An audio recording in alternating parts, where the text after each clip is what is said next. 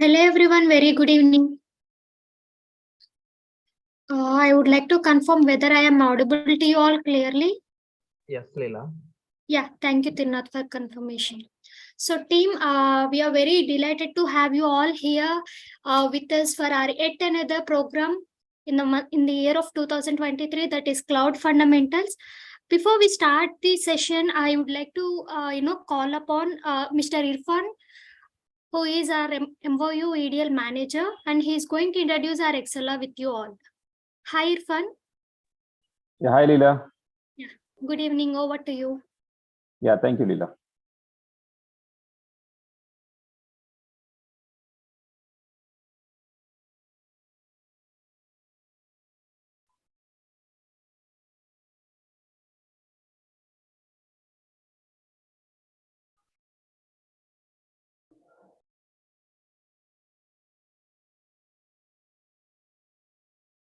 Okay, can anybody confirm that my screen is visible?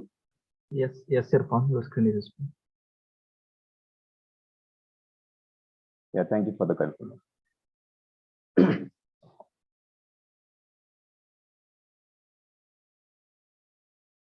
Okay, let's reach 1K. So it's 800 plus, shortly reaching 1000.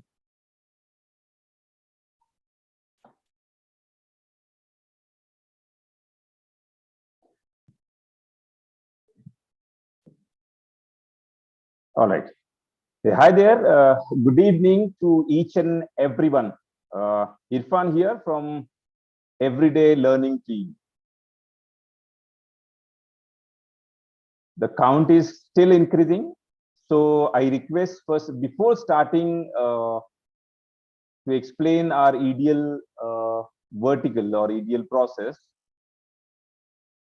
I would like to request all the participants, faculties and students. Shortly, we are reaching the full capacity of the Zoom. So I would like to request all of you, if anybody will unable to get into Zoom, then they can go to our YouTube live. We are live on YouTube also. Those who will not get into Zoom, because shortly we are reaching 1K. So I would like to request all of you to please switch to YouTube live.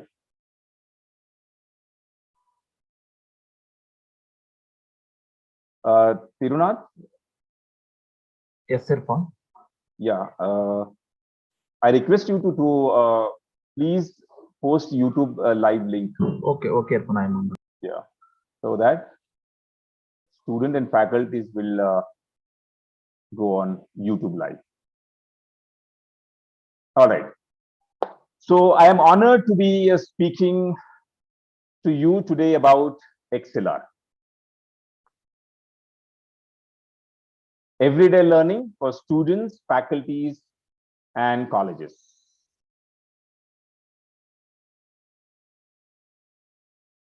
A company that has grown to become a leading giant in the space of training and consulting.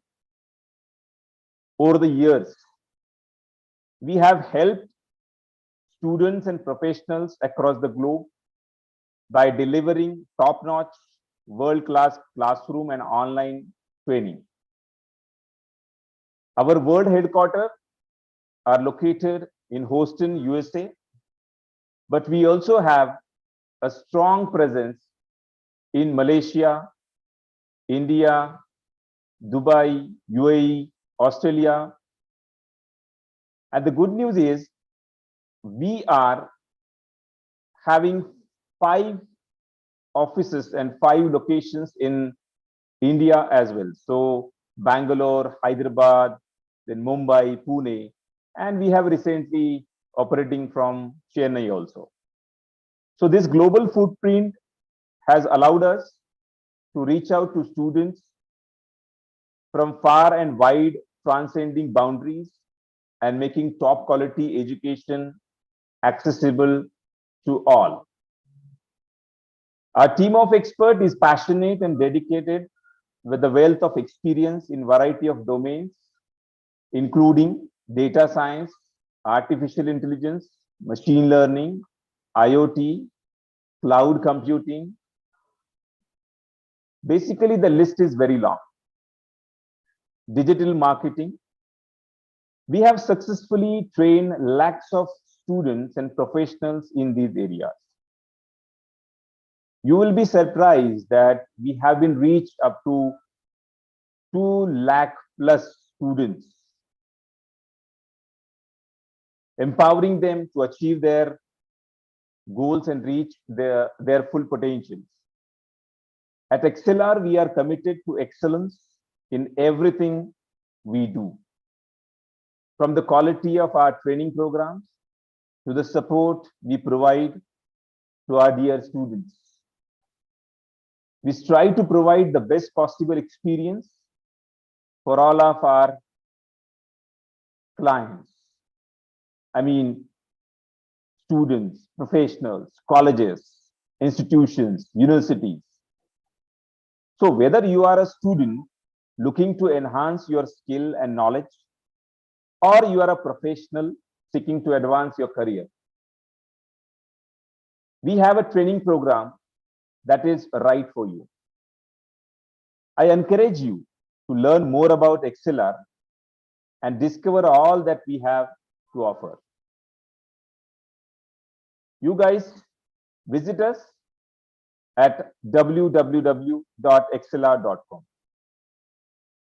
We have a very strong presence on all social media platforms like Facebook, Twitter, Instagram, Telegram, YouTube, almost all social media platforms. I would like to request Tirunath, please post these social media links in chat box. So Yeah, that, posting it. yes. All right. Yeah, thank you, Tirunath. So this is all about ExcelR. Moving ahead, look at our industry partners. You can look on your screen. There are, we have mentioned few of them. Basically, the list is very long. So talking about this industry partnership, the importance of industry partnership in the world of business. At our company, we are fortunate to have strong partnerships with the industry leaders such as IBM, Infosys, Stanford University. We are not only associated with the industry, IT industries, but we are also associated with the giant academic partners also. So these partnerships allows us to stay at the forefront of technological developments and recent trends, and to offer our students, professionals, and colleges the most innovative and effective solutions possible. This partnership also provides us with the valuable insights and perspectives from different sectors and industries, helping us to stay agile and adapt to the changing needs of the market. But the benefits of industry partnership go beyond just access to the resources and knowledge. This partnership also provides opportunities for collaborations and co-creation, enabling us to work with the like-minded organization and individuals to drive progress and make a positive impact. In short, industry partnerships are crucial to our success, and it's also part of a growth as a company. This partnerships allows us to stay connected, informed, and relevant in rapidly growing and evolving world. Moving further, as I said before, that we are not only associated with the IT industries, but yes, we are also associated and collaborated with academic partners in Pan India. I'm very happy to share you that we have crossed 550 MOU collaborations in Pan India. So, and we are still counting. These collaborations are still counting. So regarding this academic partnership, I mean, the importance of academic partnership in the world of education and research. At ExcelR, we are proud to have a strong partnership with the esteemed academic institutions, as you can see on your screen. And at the same time, the list is very long. As I said, that we have already been associated with 550, and we are still counting.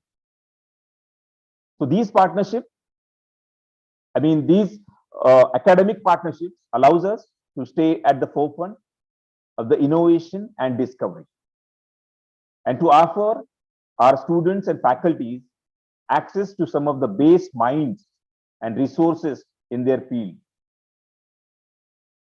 This academic partnerships also provides opportunities for collaboration, co-creation, and enabling us to work with leading researchers and educators to advance knowledge and solve some of the world's most pressing challenges. But the benefit of academic partnerships go beyond just access to the resources and expertise.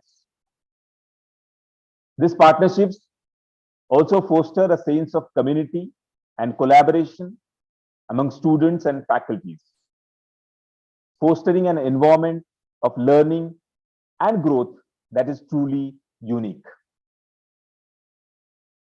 In short, academic partnerships are crucial to our mission as an organization. And this partnerships allows us to stay connected, informed, and engaged in the world of academia and research.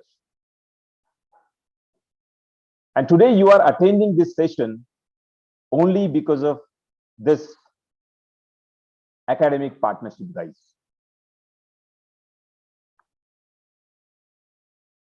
Moving further, let's talk about everyday learning, that is EDL.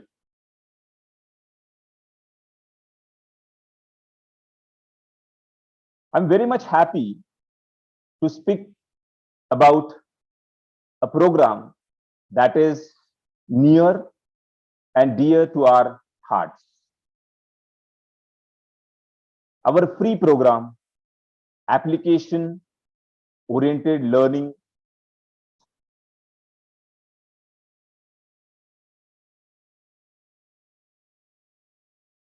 sessions are led by industry experts with in-depth knowledge on the subject and provide students and faculty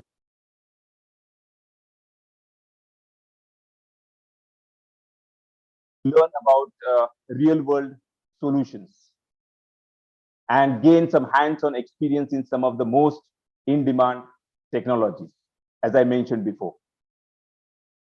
Our objectives with these sessions is threefold. First, we want to provide application-oriented training that is relevant and useful to students and faculties. Second, we want to give students the opportunity to get hands-on experience with the technology that are driving innovations and growth in the industry. And the third, we want to help colleges to fulfill some of the requirements set forth by accreditation bodies such as NAC and NBA. By offering these sessions for free, yes, for free, we are able to make a valuable industry insights and practical skills accessible to a wide range of learners. We believe that this type of learning is critical for preparing students for success in their careers, and we are committed to make it a key part of our educational offerings. Moving ahead, this is what we are offering under this EDL. Industry MOUs, industry webinars, industry FDPs, like faculty development programs, LMS access, lifetime free LMS access. You are getting lifetime free LMS access through these MOUs. Professional trainings, assignments and assessments, projects and internships, placement preparations. So this is the complete bundle what we are providing under this EDL. I request all the faculty members who are attending this session, and I request to all the students who are attending this session, please spread a word that you can also, your institutions, your contacts can help us to connect with more colleges and more faculties, so that we can collaborate with the more number of colleges and more number of students and faculties can get advantage of these MOUs. I would like to request Tirunath, please post our EDL email ID so that faculties and students can contact for further collaborations.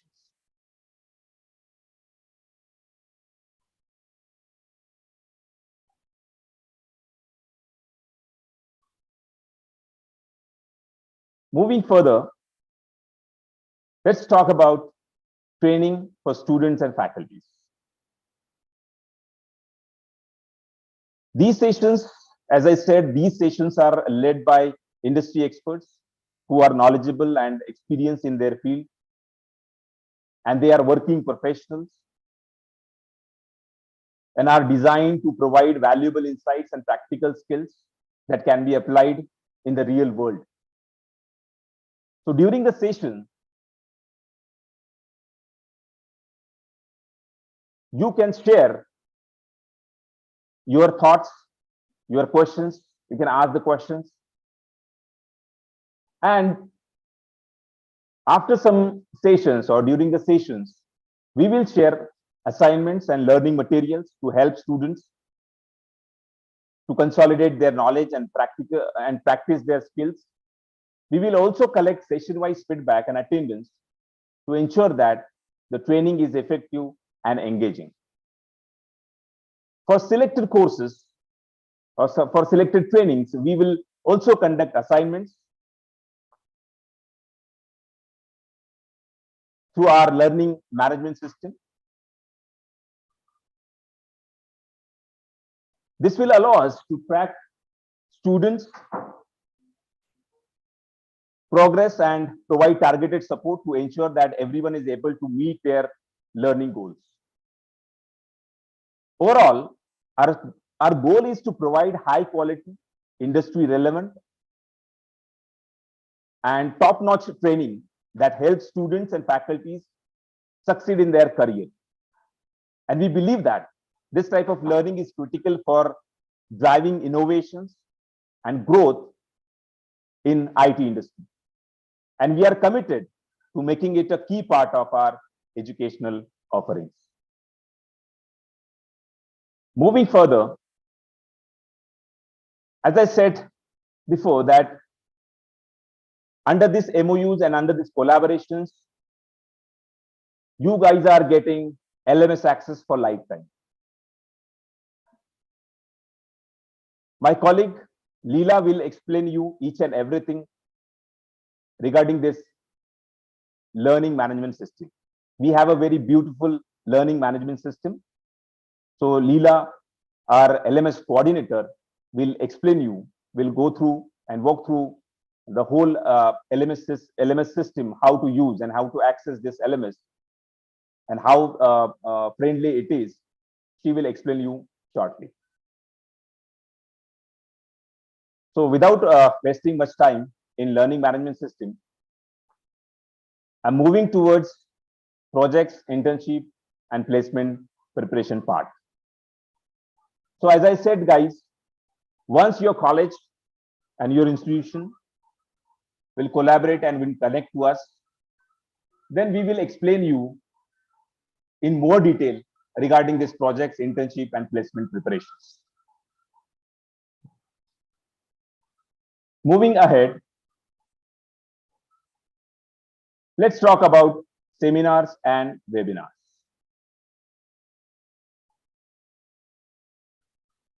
Let me tell you about the success of our seminars and webinars first. As you know that we are having these webinars and seminars on some trending technologies. Over the last 1.5 years, we have conducted over thousands of webinars across the country and have had the pleasure of engaging with approximately 2 lakhs of students, participants so far through different channels like through FDPs and through SDPs. Our webinars are designed to provide students, professionals and educators with the opportunity to learn about the latest developments and trends in their field directly from industry experts and industry professionals and thought leaders. We believe that this type of learning is critical for staying current and competitive in today's rapidly evolving world. Our webinars have been made with great enthusiasm and have consistently received a positive feedback from our participants. We are proud to have played a role in helping so many people stay informed and engaged in their field or in their domain. And we look forward to continuing to offer valuable learning experience and learning opportunities in the future also.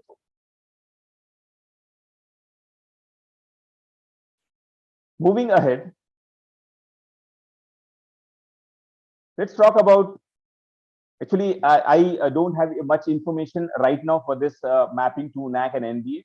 As I said before that once your college, your institution, your university will connect to us, reach out to us, then we will explain these mapping to NAC and NBA, how we can help colleges and institutions or universities while fulfilling the NAC and NBA criteria. That's all from my side. Thank you so much.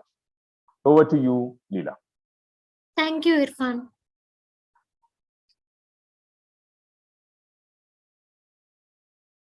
Yeah, could you please stop sharing? Yeah, thank you. Thank you so much. So, hi everyone. As Irfan mentioned, I'm Leela from ExcelR Solutions from EDL department. So now I'm here to give you all about, an overview about our LMS functionality. So before I start my explanation, I would like to confirm with you all that you all might have registered for this particular program, right? That is Cloud Fundamentals EDL program.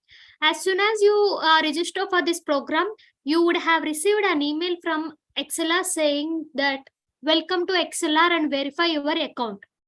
So far, if you haven't, set up your password to the LMS, I will show you another way how to set up your password.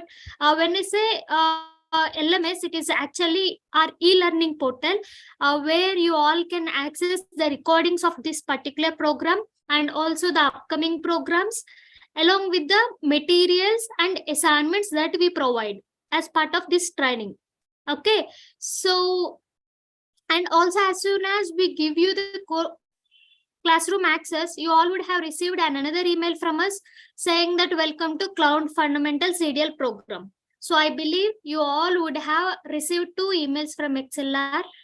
Kindly check your spam and promotion folders as well. There are few chances where our emails go into spam or promotions folder. So kindly check those as well.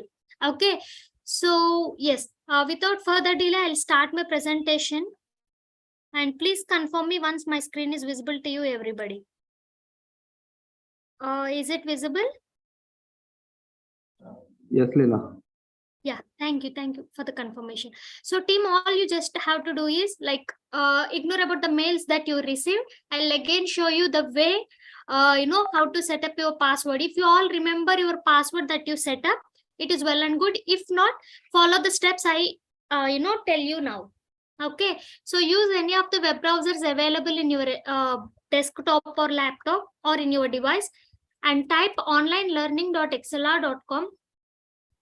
Team, I'm repeating, it's onlinelearning.excelr.com. Okay, so type onlinelearning.excelr.com and then bear with me. Yeah.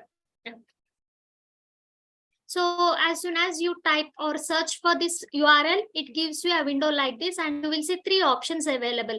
So let us ignore the last 2 options, that is store and register for a while. Let us click on this sign in. So those who all have received or registered for this particular program can try with the registered email ID. I again repeat, you all supposed to enter your registered email ID instead of the mobile number. Mobile number is an alternative which can recover your account, but we would recommend you to try with your registered email ID without any type errors. Okay, so I'm giving my email ID in order to log in into our ExcelR dashboard. Okay, so suppose if you haven't set up your password, if you registered for this program, try these steps along with me. Okay, so go to onlinelearning.excelr.com, mention your registered email ID. If you remember your password, then you can type it. If not, click on forget your password and give your email ID. Again, click on reset my password. So it will actually send you a link where you can reset your password. So you all can try this. So as I already remembered my password, I am not trying it now. So I'm just simply clicking on sign in and giving my mail ID and the password I have set up. Okay. After I enter my login credentials, once I click on login, it will redirect me to the LMS portal. Okay, this is how you all will see the dashboard appearing on your screen. So team, please ignore the other classrooms access that you all see on my screen. For now, we will consider this classroom access only, that is Cloud Fundamentals EDL program. So the ultimate agenda of this explanation is like, I want to let you all the ways of joining the session every day whenever the we have sessions for this particular program. So this program may happen for the next 20 hours in the weekdays. Timings are 7 p.m. to 9 p.m. on weekdays, Monday to Friday. So whenever there is a session, you will see the schedules appearing on your screen. I mean to say in your LMS. Okay, so this is the classroom you're supposed to refer, that is Cloud Fundamentals EDL program. So those who have registered for this program would definitely see this classroom access in your dashboard. Okay, if not, I will show you another option. So you all can go to the store. If you haven't seen the classroom access, you all can go to the store. That is the third option available on your screen. Okay, click on store and immediately you will see a course available on your window. That is this one, Cloud Fundamentals EDL program with the tag free. Okay, so you all can click on enroll now for free. It asks you again to confirm. Okay, just a second.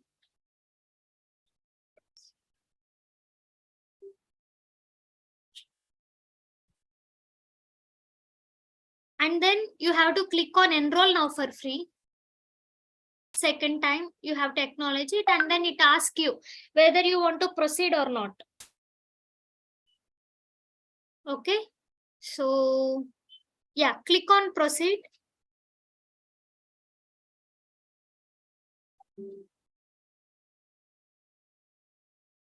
Now you will see a pop-up that order has been placed successfully.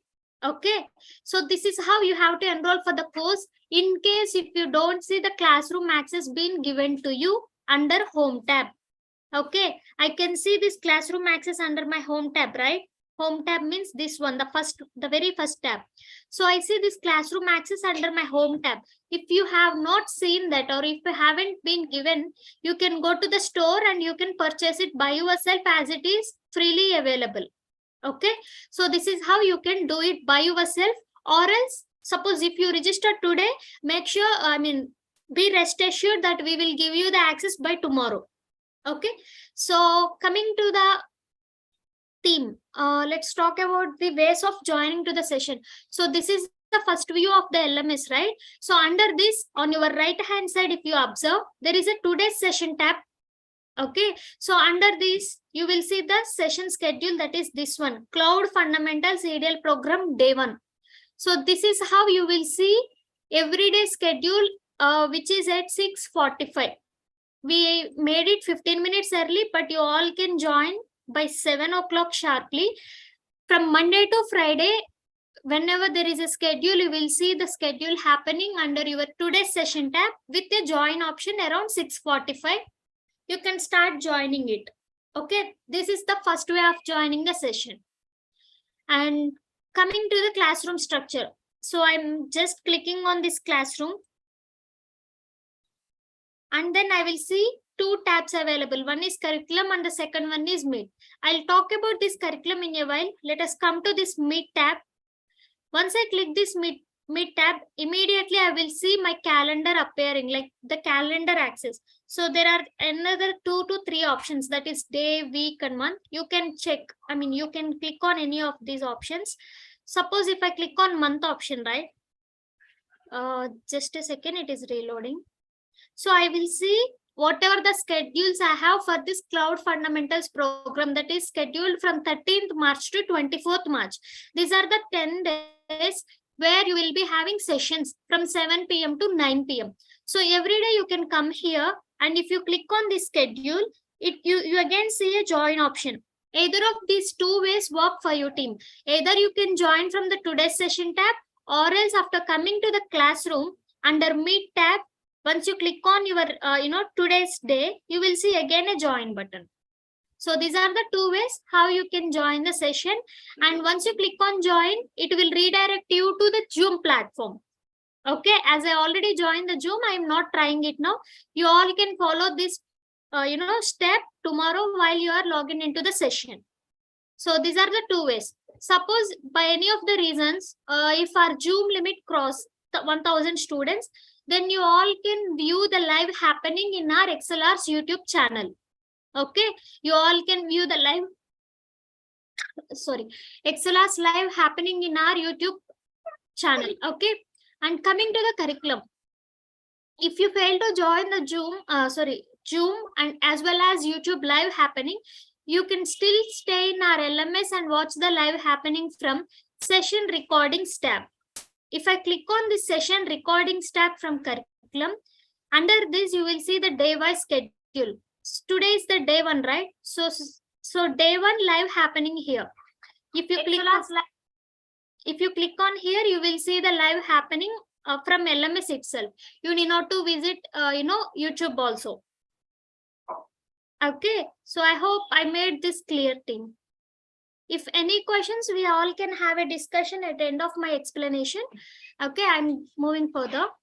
And if you see under curriculum, we have another 4 folders available with name feedback response, materials and assignments, right? Let us talk about these materials. If I have to say about these materials, first of all, these materials can be accessed only from LMS itself. If there are any practice sheets or any kind of Python something code or any kind of practice sheets that given by like our trainer wants to share them with you, we will avail them as a downloadable file and you can download them. Unless and until it is a downloadable file, you cannot download any of the PDFs to your device. You can simply access them from LMS, and these materials recordings will be available to you for the lifetime. There is no particular time that you have to access in this time only, or you have to watch all the recordings in the particular time. No, For our LMS, there is a tremendous feature that you all can access these features of this particular classroom for the lifetime. Okay. And coming to this PDF, which I availed for your reference. Okay. Once the session is done, whatever our trainer has in his, system, like whatever he is referring in the session, he will share with us and we will upload them in the LMS for your reference. This is the PDF which I availed for your reference to show you an example. You can all adjust the navigations, like go to full screen, zoom in and zoom out, and slide views. If you want to jump into some like particular slide, you can do. You can play with all these navigations available. Okay, so this is about the materials access team. You can access session recordings from session recordings tab and materials from the materials tab. These folders will be available in the classroom under curriculum tab. Okay, if you go to LMS, you will get to know everything very easily. Do not get confused. Okay, coming to the last tab, which is assignments. Once the program is done, we will also avail you few of the assignments for your practice. You need not to submit your assignments anywhere. It is just that you have to download your assignments and practice by yourself in order to test your knowledge. Okay, so this is how you can access the session recordings, materials, and assignments. Okay, coming to the very first step, that is feedback response. So this is kind of important, and I want to emphasize one thing. Yes. So if you want to acquire the participation certificate of Cloud Fundamentals program that is happening from today, like 13th March, for the next 10 days, it is mandatory to you to get at least 60% of the attendance. So how we will get to know whether you joined or not? It is as simple as that. You have to give your response using this Google form. Okay. So once the session is done, this link is active in between 8:30 to 9:30 p.m. All you just need to come to LMS after the session happened, and you have to click on this Google form and fill out the required fields, so that we will consider that you attended the session and we give you participation certificate. And it is mandatory that you have to acquire 60% of the attendance. Okay, so this is all about the LMS things team. And I hope I am clear with the points I explained. If you have any questions, you can just ping me in the chat. I'll take those queries for the next 3 minutes and I'll hand over the session to trainer. Okay.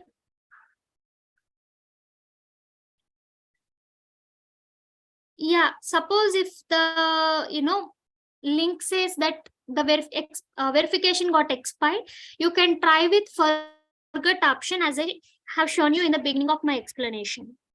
Okay, so can watch videos offline. These videos cannot be downloaded. You have to access from LMS itself.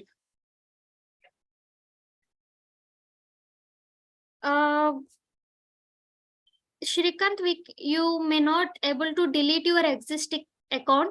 Either you can, request us by writing us an email to edl@excelr.com that you want to change your mail ID or mail address.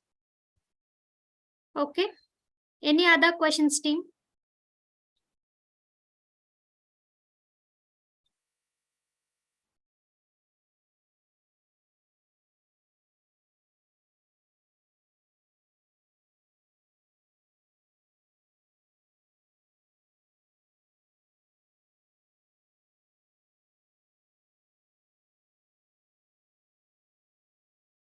Any other questions or any concerns from your end?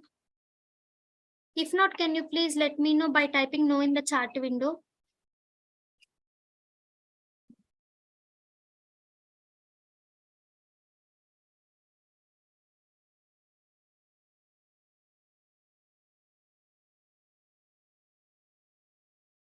So for the next programs, whenever we conduct a program, we share the registration link through all our social media platforms, as well as to your college TPOs or the coordinators who collaborated with ExcelR.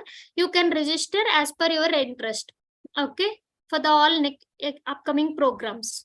Or else, as you already have this LMS access, you can simply visit the store and you will see the free programs available in it. You can enroll by yourself.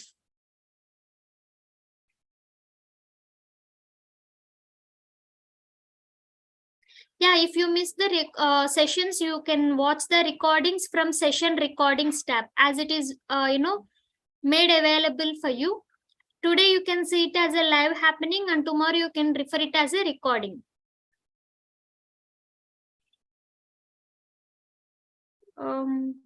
Desha Pandey, like, are the activities mandatory or the attendance is enough for the getting certificate?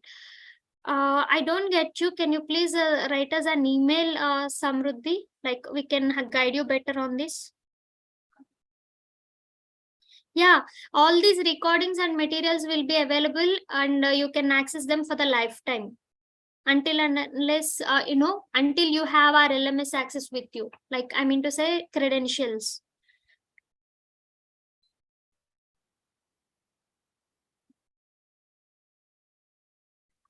Even if you are watching the YouTube live, because of the Zoom limit, in the YouTube chat, our team members will post the attendance link. You can, submit your attendance there.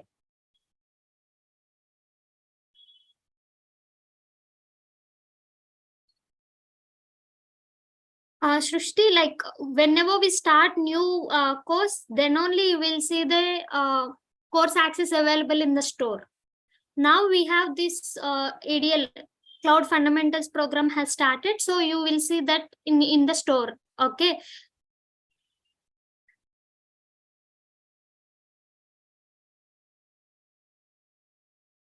No, there are no any test or exams at the end. So team, in case of any further questions, please write us an email to edl@excelr.com. So I would like to introduce our trainer, Mr. Balchandra, who has industry experience more than 11 years, and just a second thing.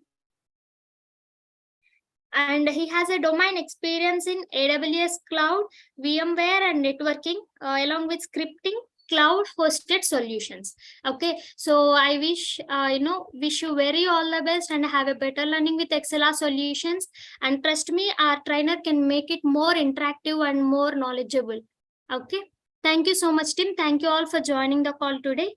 Thank you, Balachandra, for bearing with us, and over to you. Thanks, Leela and admin team, for your time.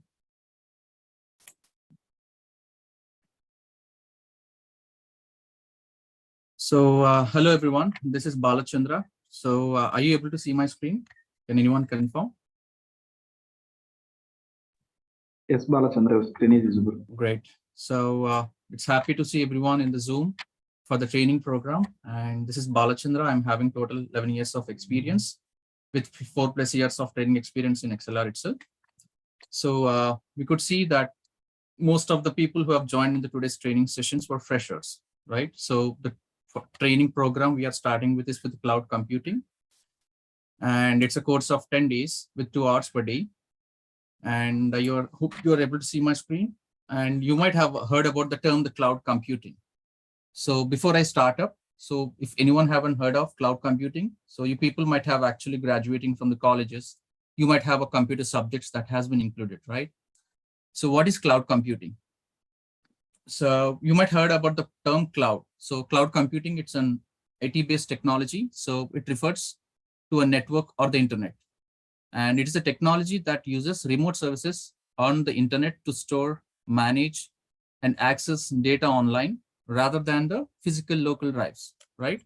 And what is the data? So the data can be anything such as files, images, documents, audios, videos, and many more, correct? So let's try to understand more insight. So you can see the slide where you might have a different set of the data. So the data can be in the form of anything, right? It might be in the structure of files, the music, ebooks, documents, videos, applications. So in our day-to-day life, we are trying to access all this data, whether it should be, either from mobiles or the laptops or the computers. So where do you think all this data is trying to store it down, right? So it should be somewhere it's stored. So you might have heard of term, it's somewhere it is stored in the cloud, then how it is trying to store out, correct? So it is not possible to have this complete data that has to be stored in the physical device because it's a lot of data that has to be processed. So we had a confusion of where it has to be stored. And even if you want to store it in the local hard drives, it is not enough. So it will be running out of the space, right? So that's when the cloud solution, the cloud computing comes in place, where you'll be able to store entire data virtually over the internet. Okay, that's why we are calling that the cloud term refers to a network over the internet. So we can try to store all the data virtually over the internet. Okay. So simply understanding the theoretical definition to put into the cloud computing is the delivery of computing services, including servers, storage, databases, networking, software, analytics, and intelligence over the internet. So we are not trying to store the data physically, but the data has been completely trying to store over the internet. And the services which we are trying to utilize is, that is servers. Servers is nothing but, we are trying to see the physical computers. The servers are nothing but a virtual servers. Okay, it's which is located over the cloud. Storage, the data we're trying to store. The database, it's nothing but the data stored in which form. So you might have heard of SQL, MongoDB, DynamoDB. These are the different databases, how your data can be structured into. And the networking includes, you might have heard of the routers, switchers, and these are the things which is the physical infrastructure where it used to be, and the softwares and software as an applications. So how the cloud vendors are trying to provide these services to us. You are typically paying for the cloud services you use, which is helping lower your operating cost and run your infrastructure more efficiently and scalable as your business needs change. So you're trying to utilize the services over the internet, and you're trying to pay for the time you're trying to use those services over the cloud, correct? So you're not actually concerned about the infrastructure where cloud is concerned about. Cloud is giving us a service, we are trying to store it. That's it. Okay. For example, how it is going to be helpful. Let us try to take an example, right? For example, the main reasons for the cloud are more convenient and reliable is for example, if you are trying to use a Gmail applications, it's a web-based email service, correct? And it's a day-to-day applications where it might be installed in your mobiles and you're trying to use it in the laptops and the devices such as Gmail. So you are already used in the cloud. So all of these emails in a web-based service that are stored on servers rather than your computer's hardware.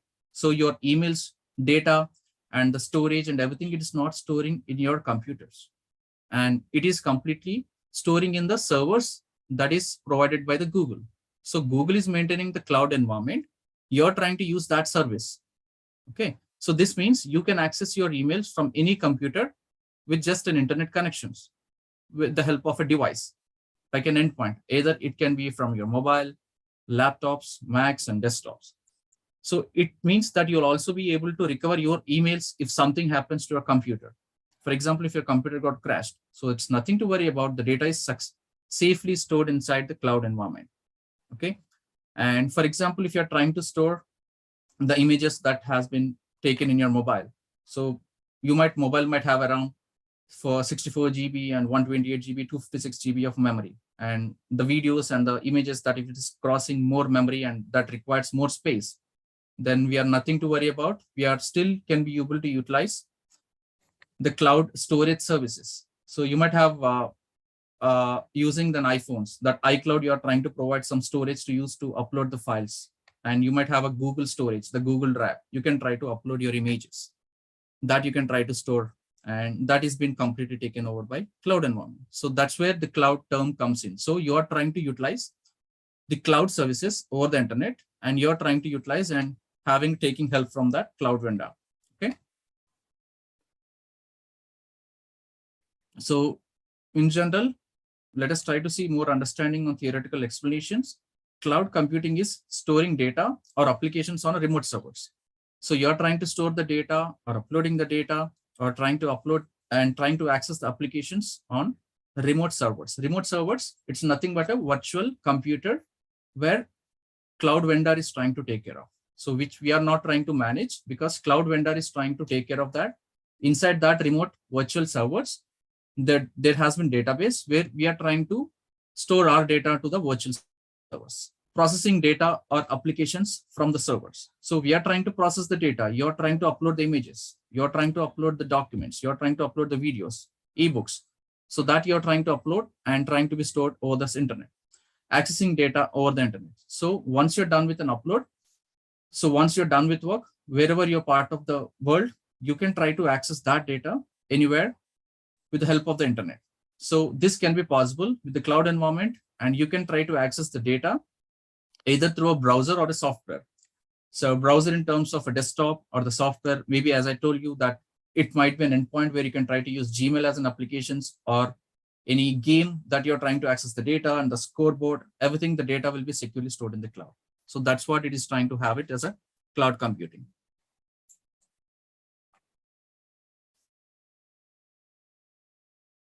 So it's a delivery of computing services, right?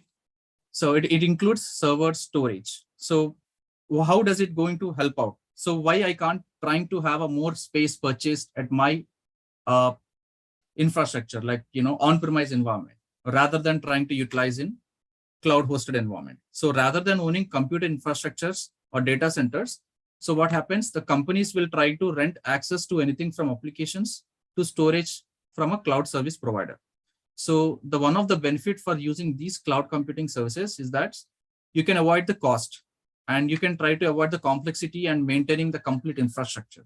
So you are not required to purchase the physical devices like servers, computers, routers, and the switches. So you can try to, rather than spending much amount and much time and much manpower on physical infrastructure, you're trying to utilize the pay-as-you-go service. So we are trying to call this kind of a service is nothing but pay-as-you-go service. That means you're trying to utilize the data, you're utilizing the storage over the internet, and you're trying to have it used over the internet. Okay. So for example, I could see there is a limit in the storage in the cloud. So there is no limit in the storage in the cloud. So based on the usage and based on the time in the data, how much you would like to try to upload to the cloud, it is chargeable. Okay. For example, I'm trying to use Gmail as a application, and I do have a Google account, Google Drive account, and I'm trying to have a pictures uploaded to the Google Drive. So maybe Google is trying to provide me around 15 GB of free drive space, right? So I can try to utilize 15 GB of drive space, then I can try to upload the images and the documents over the internet. So on top of the 15 GB, so Gmail won't be able to provide us, right? It is not a free service. So they can try to provide 15 GB of a free drive space. On top of that, if I want to purchase 100 GB of drive space, then I need to pay some amount to the Google. So because Google is a company where it is trying to own that particular cloud infrastructure, and we need to pay more amount, because they might give an offer, hey, for 100 GB, this is the amount you need to pay for uploading any data. You have crossed the limit for 15 GB. So it means I'm trying to pay the amount for the service which I'm trying to use from the Google vendor. Okay. So it's nothing but a pay-as-you-go service. Hope it clears the questions to you, Raju. Okay. So as we are trying to understand the basic technicalities of cloud computing, so how it is used to be before the cloud computing. Okay. For example, if nowadays in this generation, we are completely used to mobiles and the storage, and we are everything, it's over the internet. We can try to access the applications and the data and the documents, everything, right? So how it's used to be before early 90s, and how the data used to be, how the infrastructure used to be built up. Okay. For example, you're trying to access a website like Flipkart, Amazon, and any eBay, and it's kind of a social e-commerce websites, right? You're trying to use that applications as a web service, website, right?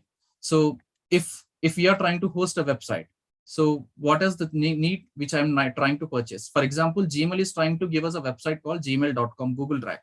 For example, if anyone wants to host a website, what are the things which we need to follow? We need to purchase the servers.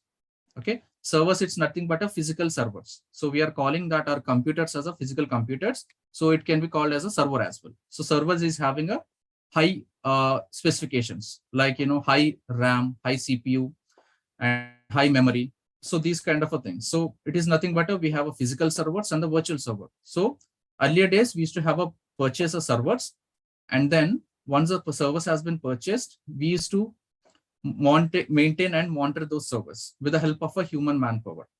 We need a team, right? We need a persons who need to manage those servers, and we need an electricity, and we need a purchase. We need to have a room space where you need to maintain all the servers, and trying to make sure that network administrators who need to maintain all the servers. Okay. So how this is going to be disadvantage. What are the disadvantages in those situations? B doesn't know that how many people who are trying to utilize that website and how much load that server's going to take care, right? So that's going to be a problem. And due to high traffic, for example, whenever you can try to see, whenever we are trying to purchase some products from an e-commerce websites or the social media or websites, where we are trying to purchase some products like Amazon and the Flipkart, you might have seen that there are issues on when we are trying to purchase some product. It's saying that when you're trying to load the website, it says that site cannot reachable or issues with the connections, high traffic. So that we are trying to call it as a high traffic.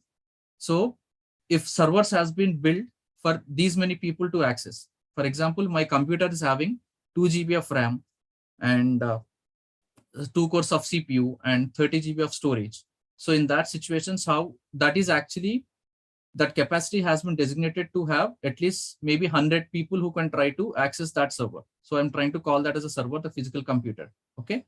If 100 people can access that particular specified computer, if more number of people are trying to access the same computer, I mean, same server again, it causes issue with a high load, right? So if the high load is increasing, then CPU utilization will be more. And we are trying to call that as a high traffic. It is nothing but we are required for the more servers. Again, I need to go back and I need to purchase the servers. I need to have that connection built. I need to monitor that. I need to have a manpower again, try to configure that. It's kind of a time consuming process, correct?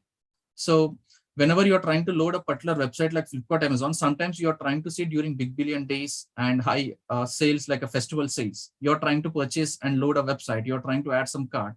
You are trying to get some message saying that site cannot reachable. So high load on the website. So this is usually happening when you're trying to utilize the services, which is actually navigated to the underrated resources utilization. Okay. Because of that, what happens? I'm trying to access, trying to design the servers where 100% can access to that. But if trying more number of resources, like people who are trying to access the same server, same website again and again, it will try to increase the load on the website. So that creates an issue. So these are kind of things where you can try to see, you need to purchase, you need to spend some time, cost, and you need to monitor that and which servers is having high load. And you need to understand how many people you are not having a idea, like how many people are trying to access that particular website. So these are the things which are actually disadvantages where we need to be actually having a more concern about, right? So you can see, if you consider cost, then the setup is expensive because you need to purchase the entire setup. You need to purchase complete data center. You need to purchase complete physical infrastructure, and you need to build that. You need a manpower, and you need to configure that. You need to continuously monitor the issues. So troubleshooting problems can be very much problematic, and it may conflict with your goals. So customers might be irritated because of these situations. If you doesn't know that there might be issues and you doesn't know the capacity, right? And since the traffic is varying, your service will be idle most of the times. During big billion days or high level sales, that website is actually having high load. That's fine.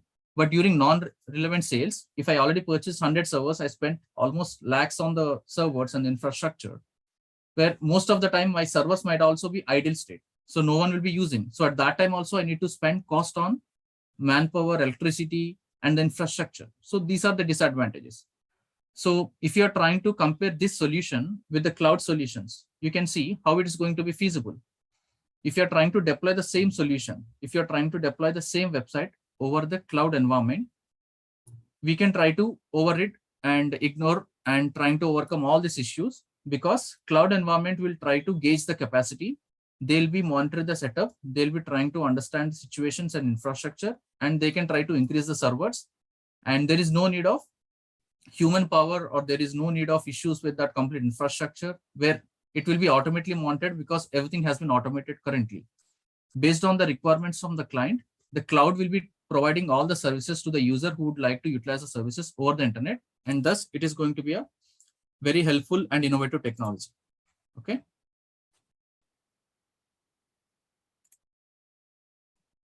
So let's understand the differences and what are the different types of cloud computings. So we have seen what is cloud computing, how it is actually the traditional architecture, how it is used to be in before, and how we have been immersed completely into the innovative technologies nowadays, let us try to understand what are the different types of cloud environments. Okay.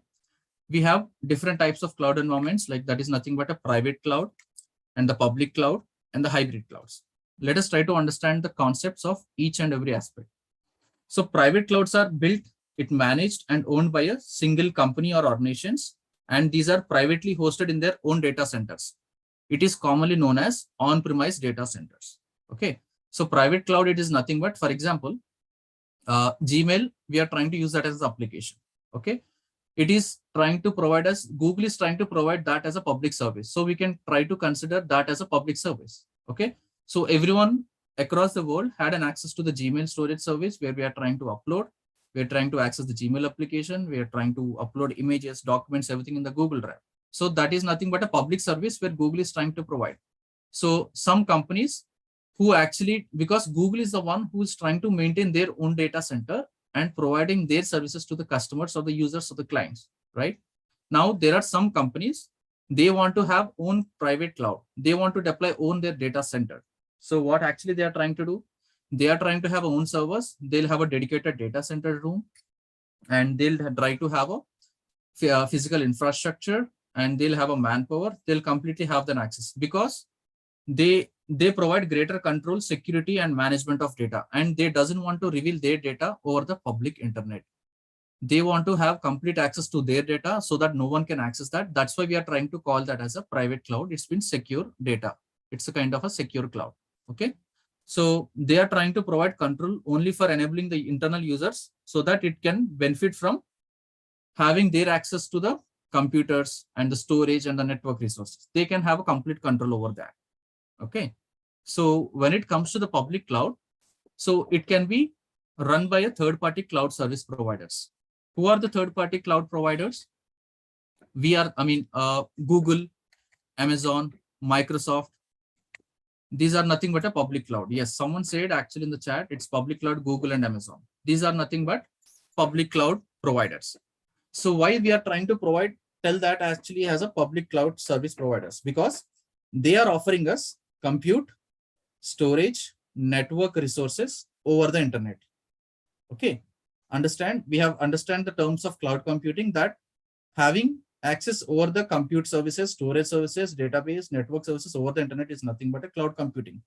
So the cloud vendor who is trying to provide these services, okay, which are run by a third-party vendors. Third-party vendors, I can say, it's not about companies, but these are actually famous company providers who are nothing but a Google Cloud, Amazon Web Services, Microsoft Azure, Alibaba Cloud, and Salesforce. Okay, so these are nothing but third-party cloud service providers. They do have a separate data centers, and they are trying to develop their own infrastructure, and they are trying to maintain their own data centers, and they are trying to offer us compute, storage, and network resources over the internet. Okay, for example, if you are trying to use Facebook applications, and that has been accessed over the internet, okay, it's kind of a public services. We are trying to call that as a software as an application. So we are trying to use that, and some vendor is trying to have that deployed in the cloud vendor, and they are trying to provide that as a service to the users, so that we are trying to install that applications in our mobiles applications and in our computers and the laptops. We are trying to use that as a service. Okay, so that has been provided as a service, but we are not concerned about where that application has been installed, where that application installed on which server, what is the storage of that application. We are not concerned about that. We are only concerned about, we are trying to use that as application as a service. So that service is provided by the third-party vendors, like a Facebook vendor who is trying to manage that, and the Google who is trying to manage that Gmail application. We are trying to use that as a service. Okay. So that is nothing but a public cloud. So where we can try to, they are offering us a compute services, storage services, and the network services over the internet. And hybrid cloud. Hybrid cloud is nothing but a combinations of the public and private cloud models. So it is trying to allow companies to leverage public cloud services and maintaining the security and compliance capabilities commonly found in private cloud architectures. So we have trying to see the private cloud and the public cloud examples. What should be a good example for the hybrid cloud? For example, you are trying to have banking applications. Okay. So what happened? you're trying to have the bank applications where you're trying to have that, trying to upload some documentation purpose where bank websites are hosted in some kind of a secure private cloud. Okay. They cannot actually, they have to store and secure their data privately and they cannot give access to anyone. So that is considered as a halfway of the private cloud. And on the front end, they are trying to provide some websites where users can try to upload and fill the applications and provide their data. And they are trying to inquire about the chat services and banking services. And they are also trying to have that services export, like some kind of a websites exposed over the public internet. Correct. So that is again combination of a public cloud. So, and we can have also take an example for kind of a government websites like an LIC and Aadhaar card. So, and hospitals. So these kind of examples where they are trying to still use as a hybrid cloud model, because they cannot reveal the data of the patient data, but they can also trying to provide as an accessibility. So for some application, web applications or services where users can trying to upload the data and register some services and upload their documents and these kind of things. So it is combinations of both private and public clouds. Okay. And yes, Netflix can also be a good example of a hybrid cloud, because the video streaming is devices where we can try to have that videos, we are trying to watch it in over the mobiles and the computers, and the data that has been actually maintained by AWS cloud as well. And it can be used as a hybrid cloud model. That's true. Any doubts on understanding the types of clouds? And if you people can trying to have any concerns, reached out in the chat as well. Okay. So we have trying to understand on the basics of cloud computing and the benefits and how the traditional infrastructure earlier days it's used to be and how it has been completely migrated over the virtual environment that is nothing but a virtual cloud. Okay. So private cloud companies, actually what happens, I could see a question if they are providing their services for free. They can't provide services for free. Actually, for example, I'm taking an example of a private cloud here. So if I'm owning a company, okay, I'm new to the environment, but because I'm trying to have a new company deployed in some Hyderabad location. Okay. So it's a company where I had an application where it's a secure applications, where it's a gaming application, I can say. Okay. Where I want to have these many servers and this much of data, and I doesn't want to have the data revealed to entire world. So I want to have own cloud. So what I did, I purchased my servers. I try to purchase my global infrastructure. I purchased some place and I'm trying to have that deployed in some particular space. So I have some place where I'm trying to have a data center. I purchased around 100 servers, networking devices, switches and everything. I deployed that. So what actually I'm trying to do as part of testing, there are actually 300 employees in that company where I'm trying to give access so that they need to go with the testing of the gaming applications, right? So I doesn't want to have complete revealed data to the public services because my internal team actually have to use that private cloud servers. So no one should have an access to that. And once my gaming has been deployed, I can try to sell my private cloud environment. Like I can try to have that purchase. If it is required, I can try to sell it over the public internet. Okay. If I'm trying to have, for example, Alibaba cloud is there. Okay. They want to have a private environment, like they have a complete set of environment. They want to sell some services, not everything, like database services. So for example, if the private cloud environment, they doesn't want to reveal their data due to the security concerns. They only want to completely maintain their infrastructure due to security concerns. So they doesn't want to reveal their data and they can give access to only to their internal employees. So it provides greater control on the security level and management of data. So it depends on which type of services you are trying to use it. Okay. So private cloud environment useful mostly to the small level offices, like entry level startup companies, where they are having some kind of an application, they are having some kind of a services they want to provide to the users. They are not actually designated for users who are trying to use it over the public internet due to the security reasons. They doesn't want to reveal their data. So that's why we are trying to call it as a private cloud. So as we have 3 types of a different naming conventions based on the need, based on the projects, based on the requirement, you can try to use these services as needed. Okay. Hybrid cloud means combinations of private and cloud. So what happens hybrid cloud? In the private cloud, in the hybrid cloud, we are trying to hide some data, like, the data where customers has to provided some kind of informations of mobile numbers, email IDs, and the data, complete personal data, that can be hide. It cannot be shown over the internet. But on the same front end, they want to have applications, want to showcase, and they can try where users can trying to upload and trying to use that applications. Okay, so it's kind of a combinations of hidden data and kind of an exposed data which they want to publish. That's nothing but a hybrid cloud. It's a combination of private and public cloud. Okay.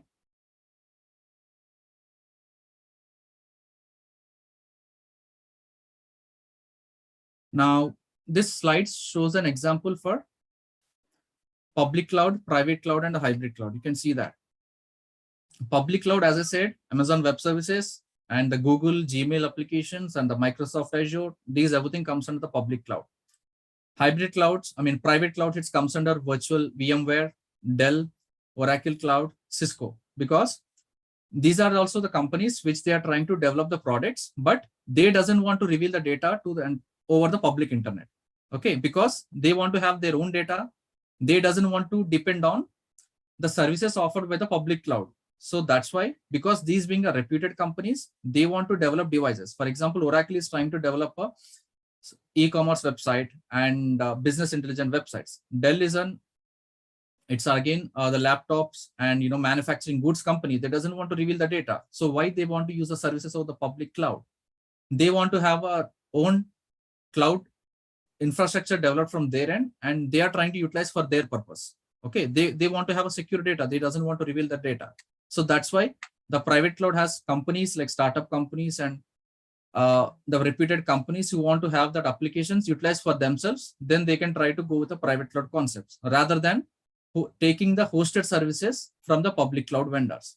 Okay, hybrid cloud you can see, and HP, and as I told, the banking applications and the government applications where they can try to utilize for the hybrid cloud environment, because they want to have some kind of a data as a secure environment and some kind of a data that want to have services provided to the public or the customers or the clients. Okay, this picture shows that example. You can see that.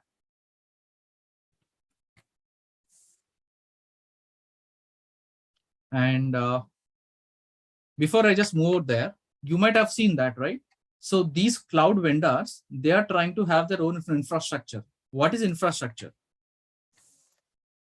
Infrastructure is nothing but simply, for example, at our home, we are trying to use our computer in front of us, right? What all the equipment we need to have a computer startup and to have a application and usage of applications or trying to load some data actually trying to access. Okay, we will try to understand what actually the infrastructure is, what is actually the data center. Okay, as I told you about the data center is nothing but it's a combination of all the infrastructure, including the devices like servers, network devices, switches, cables, routers, and it includes the manpower, it includes electricity and everything. Okay, everything comprising and making an infrastructure. It is nothing but it is completely maintained over the data center. Okay, so how it is used to be look like? The data center looks like kind of a where example for in the public cloud, where the big vendors like Amazon, Google, and the Microsoft Azure, they are trying to purchase a big spaces over entire the world. Okay, so the data center used to look like this. For example, you can see this is nothing but a data center on the right side. You see that? So it's kind of a Microsoft Azure data center locations. In the same way, it's not an easy thing for these big clients where Microsoft Azure, Google Cloud Platform, and Amazon Web Services, right? These are the top cloud vendors who are trying to provide public cloud services to the customers. So how it is possible? So how it is going to be helpful? So simply, actually, if you can see in some companies you might have visited, in some small companies, if you have ever visited, there are concept kind of a data center room. Data center rooms looks like this. You can see a person walking into inside that. So even in my company, when I'm trying to walk into my company, there is separate server room where inside the data center room, there are separate physical servers located. You'll be hearing some sound, and it is maintained under a air conditioner room where most of it's kind of a racks. It's kind of inside the racks. There are number of servers inserted with the cables attached to it. And we have a servers, networking devices, switches, and the cables attached to it. And there are some people who are network admins, we can call as infra admins, who are trying to manage those devices to have that operational. You can see this. These are the things. So what actually the big vendors are trying to do, they are trying to purchase a big land over across outskirts of the city. And they are trying to maintain their own data center. They're trying to spend, having acres of land, having opted for the acres of land, trying to build a data center in this way. So inside the data center, the view will be in this slide. You can see that lightning's glowing, and that's kind of a big set of servers and wires and the cables attached to it. So that's how it looks like. Okay. So this is how the combinations of entire infrastructure, how it looks like. It is nothing but a data center. So inside the data center, how the structure is to look like, and we need a human power who needs to maintain. So why we are actually completely relying on the cloud environment nowadays? Because nowadays, even the company is trying to go with a cloud environment, like virtual service from the cloud vendors, like either Amazon, Google, and Microsoft Azure. These are the famous cloud vendors, like a popular cloud vendors, where they're trying to provide the services to not only to the users, as us being a single individual users, not only to the users, but also for a startup companies and high-level companies. For example, the Netflix, it's a video streaming service, right? And even Netflix is actually hosted in the AWS cloud environment, because that much of huge level of data, like so much of data, we are trying to see that videos, right? And we are trying to see so many videos without buffering, and that has to need some space storage. They cannot have, Netflix cannot trying to spend crores of amount and acres of land by building a data center and trying to store their videos and the data over there. So that's why even Netflix is trying to take care of the services that has to be opted from Amazon. So Amazon is trying to take care of the backend part in the storage. So complete technology and the automatic buffering system that has been managed completely by the Amazon itself. The storage is completely, infrastructure is taken care of the Amazon. Netflix is trying to manage the applications. So this is how it has been helpful for so many applications when companies start moving slowly to the cloud environment. Okay. So how it is going to be helpful? So you might have a question. Why can't I build a data center? Okay. So how does it not going to help out? Rather, actually, I'm trying to go with a cloud environment, because some people might have a security concerns, right? And some people might think, rather than spending amount completely on the cloud vendor, why can't I build a data center? So what are the needs for the data center? Let's look like, you can see this data center, right? So the boxes you can see inside that, these are nothing but a racks. You can call that as, I can call that as racks. Okay. And you can see these inside, the servers are stored inside some boxes. These boxes are nothing but racks. Okay. And inside the racks, what are the things it has been situated? Okay. In general terms, we'll try to call that as a servers, network devices,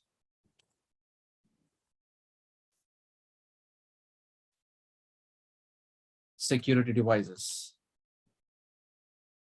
Okay.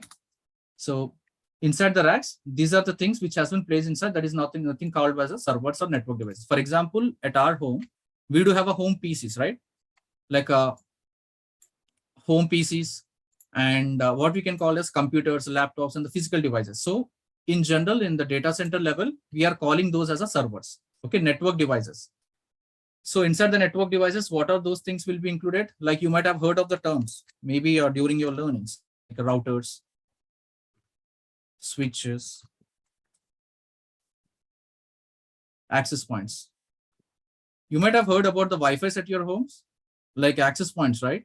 In general, we'll try to call that as an access points, where, you know, it's kind of a managing of internet. Okay, access points. And we do have a terms like firewalls. These are the things. So firewalls comes under security devices. Okay.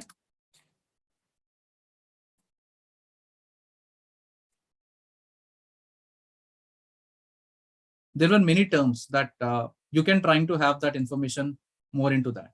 Okay. So anyone, actually, it's not an easy thing to work in data center level. It needs a prior experience where you need to actually have that gone through a graduations and trying to go through the technicalities, understanding of certifications. Maybe if you're trying to strong enough in that subject, then yes, you can try to work in the data center level as well. For example, if I'm working in a company where there are some dedicated persons who need to manage the data center. For example, data center in sense, in my company as well, there are data center rooms. Okay. So where you can try to, I mean, there are some 2 cloud infrastructure admins who is trying to maintain the data center, like, to make sure that is up and running fine. Okay. So that has to be have an experience with a network expert who are considered as a network expert, infrastructure admins who got a skilled resources who can be work on that. Okay. And what are the things, the requirements? For example, these are data centers. What are the requirements to build a data center? For example, the same picture you are trying to see, inside that, what are the end devices that has been required to have this data center built up, for example. Okay. So this, we are trying to call that as a physical infrastructure. Okay. Because we are trying to call, if you are trying to establish a physical infrastructure, what are the things we need to concentrate? As I told, space. Space is the main primary concern if whoever wants to deploy the data center, like, the public cloud vendors like Microsoft Azure, Google, and Amazon.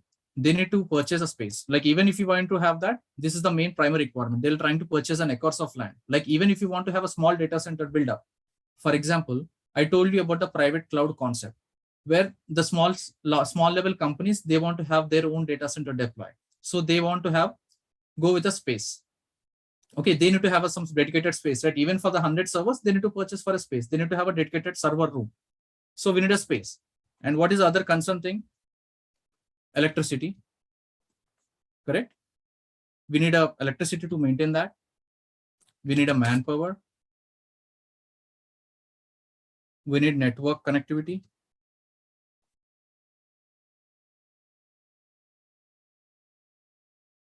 Electricity is to maintain. If data center rooms needs an electricity to have that functional, manpower is the persons who need to maintain that complete infrastructure. Network connectivity is nothing but routers, switches, access points, and the cables and the wires, right? That we can try to call that cables and devices.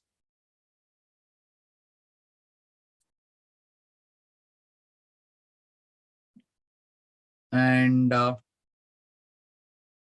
security, we can call that as a physical data center security.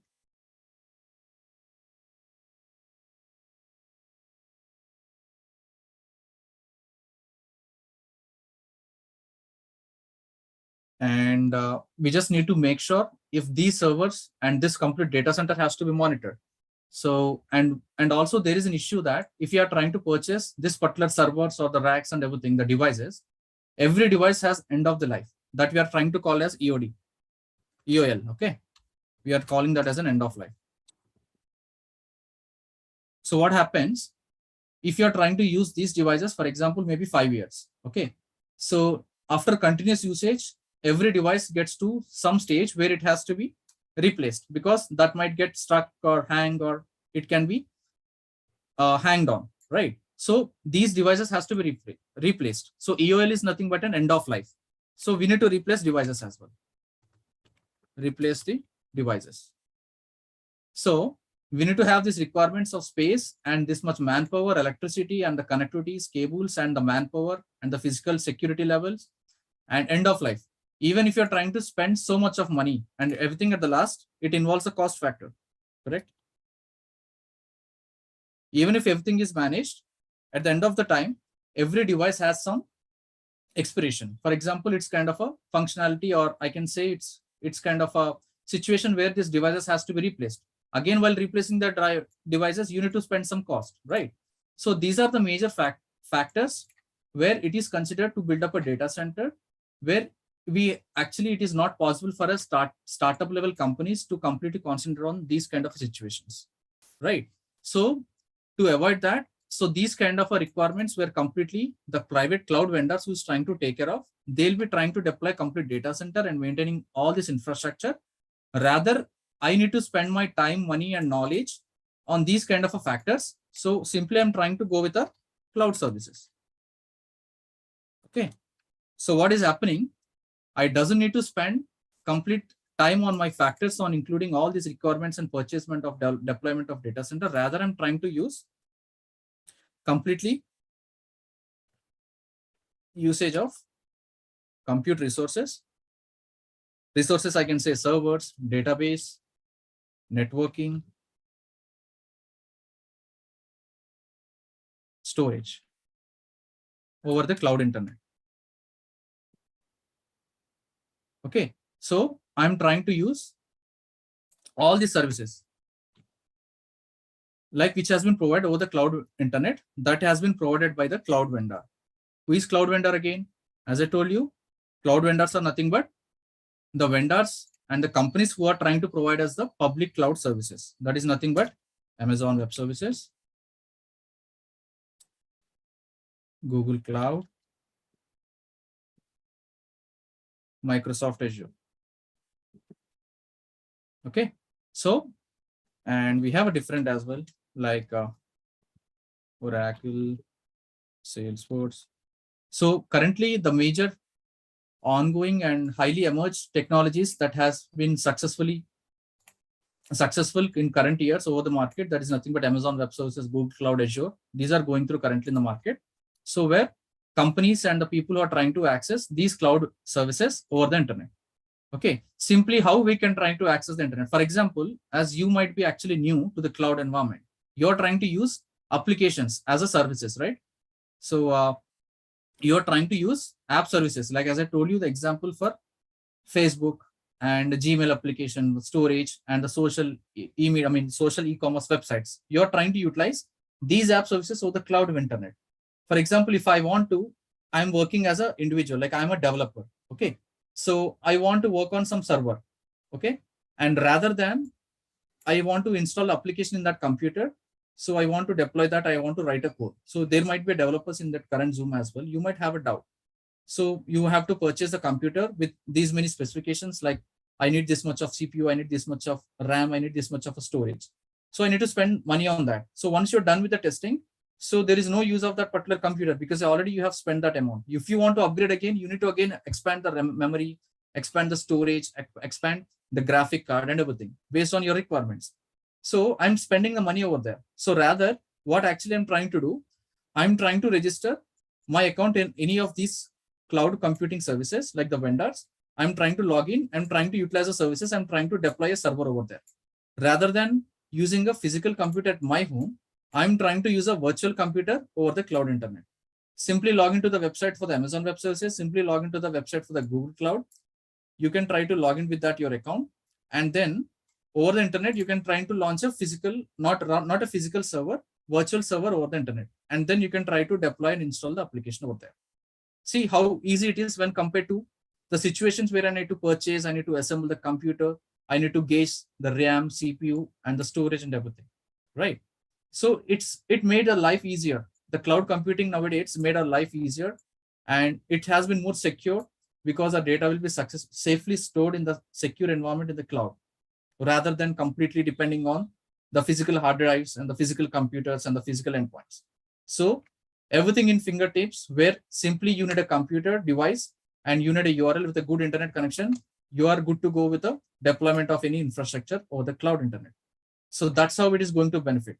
So that's how the data center, it has been completely managed with the cloud vendors, where you can try to use all these cloud services over the public internet. Hope you people are understanding, right? You're understanding the understanding of data center and how the cloud services actually being utilized, how the startup companies and the end users or the clients are using these cloud services. Any doubts?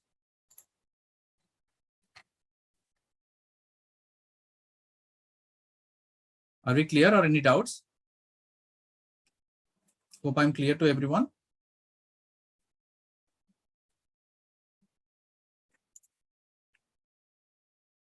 Good. Fine. So we are slowly understanding the terminology of the cloud services, the cloud computing concepts, and how this has been completely being managed currently over the technology and how it has been associated in various applications. Okay. So let's try to understand more in depth. So we have tried to understand the understanding of cloud computing, basics, the use of the cloud computing, and the different types of cloud models like private cloud, public cloud, and hybrid cloud. And we can see there are service models as well. That is nothing but a cloud service models. Okay, this is again the important aspect where we need to understand as well. So what are the cloud service models? SaaS. The short form is nothing but a software as a service. PaaS, it is nothing but a platform as a service. IaaS, it is nothing but a infrastructure as a service. Okay. So we are calling these as a services. So we can try to understand what are these services. Okay. How does it going to be helpful? Let us trying to see. So what is software as a service? So we have understood that the cloud vendors are trying to provide services to the users or the clients or the public or the companies. So, okay, what are those services? For example, I'm using the Gmail as an application. That is kind of a service that is provided by the Google. So I'm trying to call that as a software as a service. Okay. I'm trying to use Facebook. I'm trying to use some kind of a intelligence applications or data applications over the cloud internet. So even Google Drive is a kind of a software as a service because I'm trying to upload the data. I'm trying to store in the cloud because I'm trying to purchase some data over the cloud internet. I'm trying to use that application as a software as a service. So that service is managed by the cloud vendor. So that is nothing but a software as a service. What is platform as a service? Platform as a service is nothing but, I've told you about the example, right? For example, I'm being a developer and I'm trying to write a code in kind of a C language, .NET, or kind of a JS or anything. So I'm trying to write a code. So for that, as I told you, I have to write that code. I need a computer. I need a device. I need an endpoint. So I need to purchase some physical device where I need to install the application and then I have to write a code. So it's again a time consuming process. I need to spend the time. I had a knowledge of writing a code and I doesn't require any applications, but I want to develop an application. For that, I need a platform where I can try to do that. So cloud services like cloud vendors trying to provide you a platform. For example, Amazon Web Services. AWS is trying to provide you a platform where I'm being a developer. I'm trying to create an account in AWS account. I'm trying to launch a virtual server and then I'm trying to install an application and write a code. So simply AWS is trying to provide me a platform as a service. They are trying to provide me a platform where I can try to write a code and then I can try to test it out. So this kind of a platform as a service is mostly beneficial for the developers and the persons who are trying to architect the solution. Okay. So that is nothing but a platform as a service. We have another kind of a service where it is nothing but a IaaS. IaaS is nothing but a infrastructure as a service. Infrastructure as a service itself, it is nothing but half of the aspects that has been completely provided by the cloud vendor. Like I can say physical servers, storage, and the data centers, and these kind of a network backend technologies that has been provided by the cloud vendor, and the front end aspects that is completely managed by the client or the user. Okay, from the user. So I'll show you what are the modules that will be managed by us and the users. Okay, you can see the screen where the right side of this thing, it is nothing but a SaaS. Okay, where you can see this is nothing but a SaaS, software as an application as a service. As I told you, the example as a Gmail, right? Gmail and the Google Drive. For example, here, I'm trying to access the data from the application where Google has provided. This is where I'm trying to manage. I have access to only the data and all the remaining backend infrastructure that is managed completely by the cloud vendor. Okay, you can see this cloud vendor is completely managing that. So I don't have an access to all these factors like applications, the deployment, because software is developed by Google and the runtime, the software is managed by the Google, the middleware, the operating system, virtualization, the backend servers, and the storage, the database, and the networking. Everything will be managed by the cloud vendor. And the only thing I'm able to manage is I can try to access the data. Simply, I can try to open my Gmail. I'm trying to store my data. I can try to upload my images. I can try to write emails. I can try to store the documents. So that's why we are trying to call that as software as a service, because software being provided by the cloud vendor. And when it comes to the PaaS, as I told you, example for the developer, where I don't have access to anything. I'm not concerned about that because I need a server from the cloud. So what happened? The application management that will be provided by the Amazon itself or the cloud vendor like a Google Cloud or the Microsoft Azure, and the data I'll be managing. So application and the data I'll be trying to manage, and all these remaining aspects like runtime, middleware, operating system, virtualization, the server, storage, networking, everything will be managed by the cloud vendor.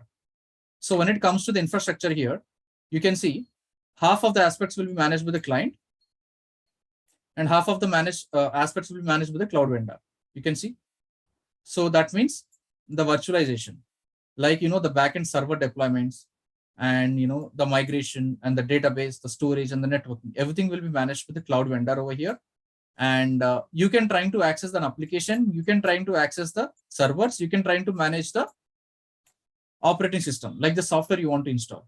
So these are nothing but a IaaS. So infrastructure as a service. The reason I'm trying to tell the naming as an infrastructure as a service, because they are trying to provide these main 5 services. This is nothing but an infrastructure. Infrastructure they are trying to provide as a service. That's why we are calling as an infrastructure as a service. And the backend main aspects like a networking, storage, and the virtualizations, that will be completely managed by the cloud vendor. Okay. So what actually happens here? Here, infrastructure IaaS, it offers services including compute, storage, networking, virtualizations. It provides highest level of control over IT resources, information resources. Okay. And it is mostly kind of a relating to the on-premise infrastructure. Okay. As I told you, on-premise infrastructure like a private cloud, that kind of environment you can try to relate with that. And the platform we can try to have offers all the hardware and software resources needed for the cloud application development. Okay. So with this, how it's going to benefit? The users can completely focus on application development without managing and maintaining all this infrastructure, backend infrastructure. Because I'm being a developer, I don't have a knowledge on deployment of infrastructure. I don't have a knowledge of deployment of a network. I don't have a knowledge of complete services. So I have a knowledge of developing the code, writing a code. So I'm trying to have a service usage as required. Okay. So these are the differences between IaaS, PaaS, and SaaS. Okay. I hope you people understand. Any doubts on understanding on different types of services?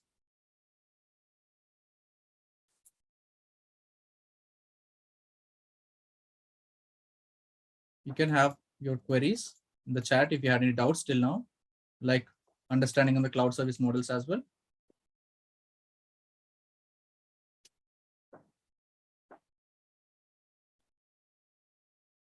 Full form is nothing but platform as a service. SaaS is nothing but a software as a service. As I told you, the example like a Gmail, where Google is trying to provide you the software, Gmail software as a service to you so that you can access only the software. Okay. PaaS is nothing but a platform as a service where cloud vendor is trying to maintain all the backend infrastructure, and you will be able to access and trying to manage and deploy the applications over the cloud internet. Okay. That is nothing but a platform as a service. IaaS is nothing but an infrastructure as a service, because cloud vendor is trying to provide you access to the infrastructure services, which includes computing services, storage services, networking, and virtualizations. So you'll be having a maximum control over the cloud environment. Okay. And the main aspects like virtualizations and the backend server deployment and the database level, the network aspects, that will be managed with the cloud vendor. Okay. Half of the aspects will be managed with the cloud vendor. Got it?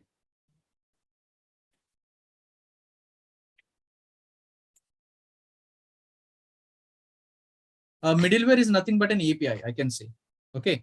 API is nothing but application program interface, where it can try to mediate between applications and the server.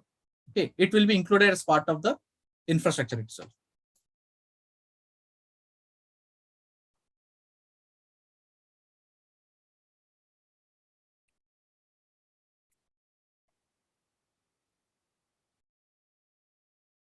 Example for PaaS. Anyone had an idea? Like if anyone can suggest the example for a PaaS?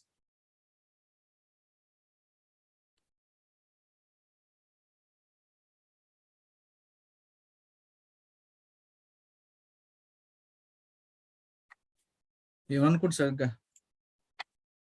See, for example, you might have developed an applications, like you people might have worked on some kind of an applications where you're trying to write a code, like Beanstack and Eclipse. You know that while you're trying to deploy a code, like a C language, C code, .NET, and Java, JS script, and we need some applications, right? So that kind of an applications where we are trying to have that referred as a platform as a service. So this kind of a PaaS service is mostly beneficial to developers because they had a knowledge on writing a code. You can see some kind of a QuickBase, Google App Engine, Adobe Commerce, and AWS Beanstalk. So if you had an experience on that situations, like those applications will be common to the platform as a service. Okay. And SaaS, you'll have an example for Gmail and Microsoft Office 365. It's a mail application, right? And IaaS, you have an example for Amazon Web Services because AWS itself is trying to provide infrastructure as a service to the users and companies. So Amazon Web Services is a good example. Even the Microsoft Azure is a good example. Google Cloud, even that is a good example for IaaS. What you are trying to do, you are trying to register an account with these cloud vendors. You are trying to log into the console. You are trying to deploy the servers. That's it. As simple as that. You are not worried about the data center deployment of servers. Within minutes, you can try to launch the servers over the cloud consoles. Okay.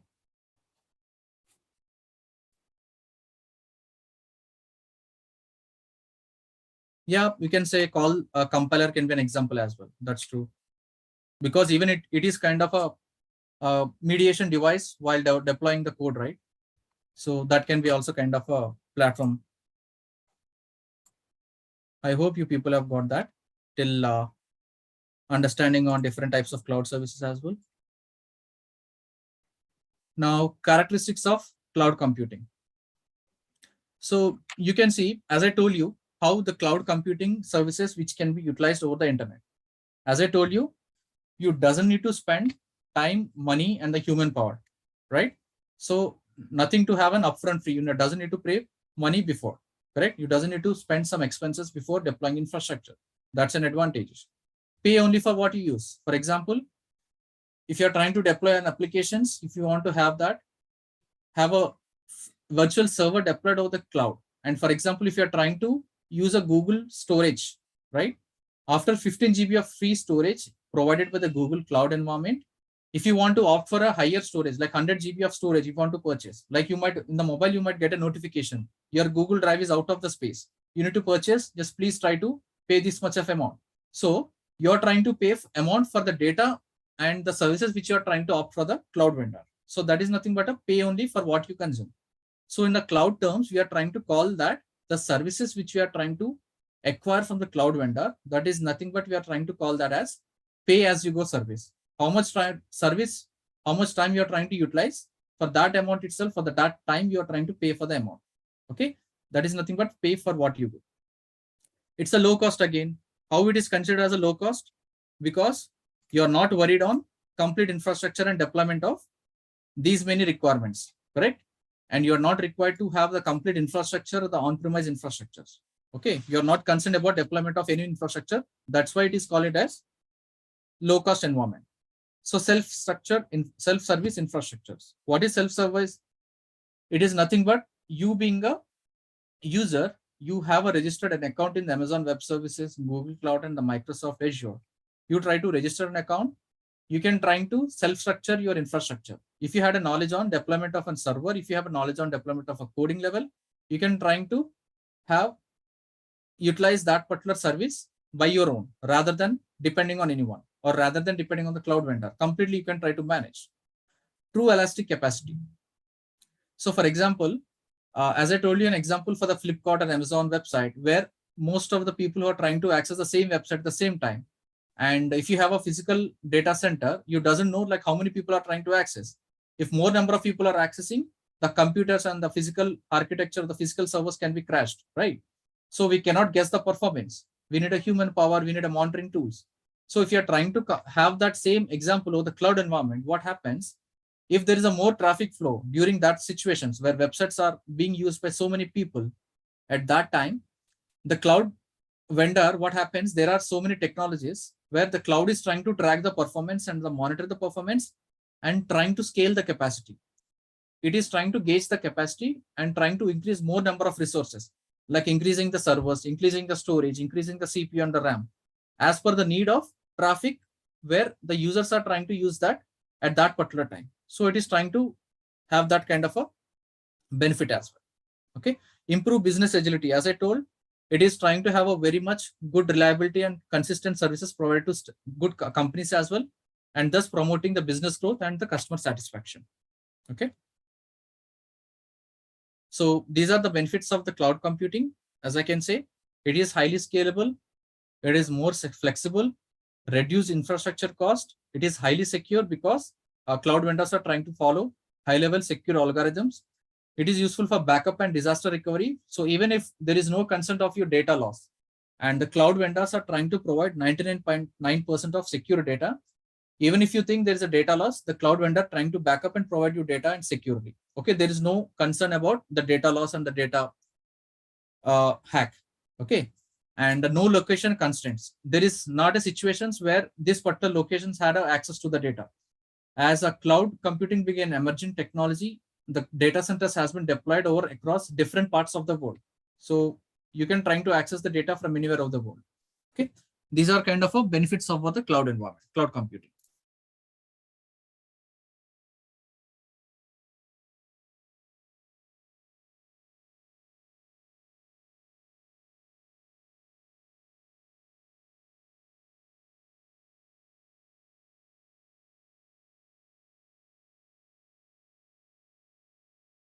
Agility, actually, someone actually had a question on agility. Cloud agility is nothing but its ability to quickly test and launch applications in a cloud-based environment. So it is trying to provide you a faster infrastructure where you can try to deploy and launch applications for the cloud environment. Okay. So there might be a disadvantages we might expect over the cloud computing as well. That has been overcome based on different technologies over the cloud vendors as well. That there are limited controls. And people might have a security concerns where because of the data, that might be a generic thing where data is actually lost, right? So that might be an issue for that. And technical outages. There are situations where issues with some kind of a data center locations, technical issues, where there might be issues with the location specific, infrastructure specific, and electricity specific, and atmospheric condition specific. These are the kind of a small level concern, not a big concern, but concern disadvantages that we can try to limit. But still, by overcoming these disadvantages, the cloud vendors are trying to take care of most high level backup kind of a resources to avoid these disadvantages as well. Okay. Now, on-premise versus cloud. We have understood about the on-premise. As I told you, how the on-premise environment has to be built up, right? The data center, the services, the racks, the servers, the networking devices versus cloud. And let us try to understand the characteristics between the differences between these things. In terms of security, on-premise, where organizations had the responsibility to maintain all complete data centers, right? They need to maintain all the environment. They need to maintain all the infrastructures. So in the cloud, service provider responsibility, because cloud vendor is trying to take care of that particular responsibilities. Customization. While having a private cloud environment like on-premise, we are calling that as an on-premise environment, it is difficult to manage. Because if for any issues, we need to depend on the manpower, right? And we need to understand where are the issues. It takes time. It involves the cost factors. Everything will be difficult. But in the cloud-based, it's very simple. You can try to launch the server. You can try to deploy an infrastructure within minutes. That's as simple as that. That's why the cloud being an emerging one. Updates. If you want to have an updates, for example, even if your computers have to be gone with an upgrades, right? So organization has to choose for the upgrades for when these updates has to be gone through. Cloud-based, it's no choice because it will be always in up-to-date, and the cloud vendor will be taking care of with the avoiding the bugs and concern. They are trying to update the infrastructure and will be in that high level monitoring level. So ownership, complete ownership of the server and data. So here, servers are managed by the private cloud on-premise members like infrastructure admins, and the data will be managed by the infrastructure admins. But in the cloud, we have access to the data, and the backend virtualizations on the network and the servers, everything will be managed by the cloud vendor. That is a differentiation in terms of ownership. Audit. Audit means if there is an issue, for example, if there is a server is problem, if the server is down, it is very difficult to find out to which server had an issue and which server and where is the problem that has been lying. It is difficult to troubleshoot as well, correct? Because it's an on-premise, it's a physical server. But in the cloud environment, it is very simple because we'll get an alarm. It has an automation technologies where it is trying to quickly identify the problem and it's trying to have a backup technology that is going to replace that situations. Connectivity. it might be quite difficult after working hours. Okay. So the connectivity might be an issue based on the bandwidth and the location where they're trying to deploy the private cloud on-premise environment. But when it comes to the cloud environment, data can be accessed from anywhere and anytime over the internet or the public cloud, correct? And affordability. So only big size organizations. What happens? This is not an easy thing to have a private cloud deployed. So only big level organizations like HP, Oracle, Salesforce, I think we have seen, right? Because they doesn't want to display and expose their data over the public internet. So they have a infrastructure, they can spend some time and cost to have this private, on-premise infrastructure. So they can only afford, but small scale industries, they cannot have a private cloud environment separate because it involves so many factors. But when it comes to the cloud-based, any environment like small scaled environment organizations, mid-scale organizations, and high-level organizations, even still they are trying to rely on the cloud-based environments. So these are like noticeable differences and the features comparison between on-premise environment versus a cloud environment. On-premise is nothing but a physical environment. Cloud-based is nothing but a virtual environment. As simple as that. Okay. Yeah, virtualizations, actually, it can be anything. We have a different operating system, so the cloud environment, like a Linux, Mac, and it is trying to provide a different coding services as well.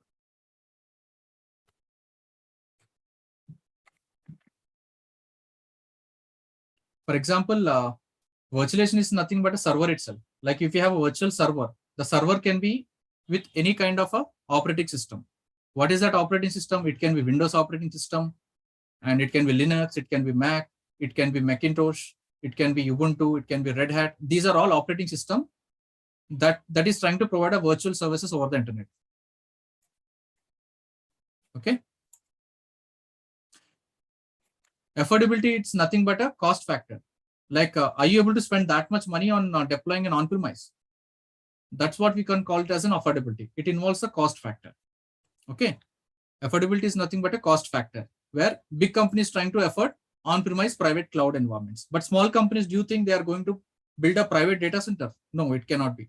So that is called nothing but an affordability factor. Okay.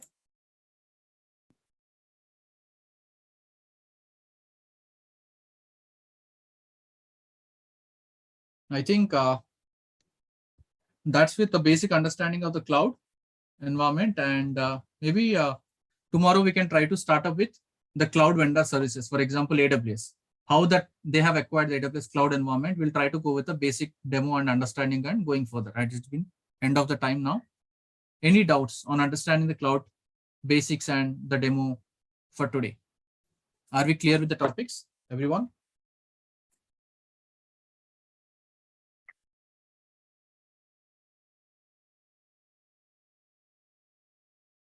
Any doubts? We are in with the session. I hope I've just cleared to everyone, and you're going to have very interesting sessions and more technical related further aspects, because today being completely new, and you people need to understand the basic levels and how this cloud has been implemented, how this cloud vendors are trying to take care of, acquire this cloud technology. Okay, so how this is going to be coming to picture. So for example, I'm going to explain and cover the topics for Amazon Web Services from tomorrow, and going further and understanding the concept of Microsoft Azure and the Google Cloud Platform as well. Okay, so I hope everyone are clear, guys. And if you have any queries, we can try to reach tomorrow as well. We can try to clear your queries as well. Okay, we are trying to cover going in deep on launching servers as well. We are trying to have a deployment of servers virtually, and we'll try to see how this console looks like, rather than how we are trying to deploy a virtual server of the cloud environment. That we are trying to learn more on coming sessions. Got it?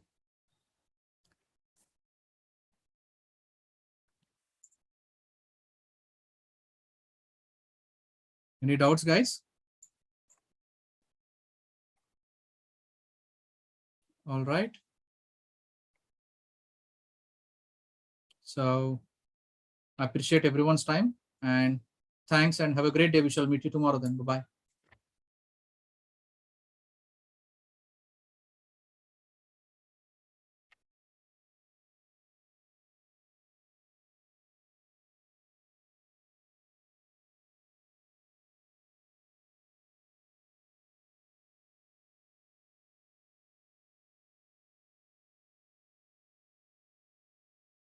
Thank you, everyone.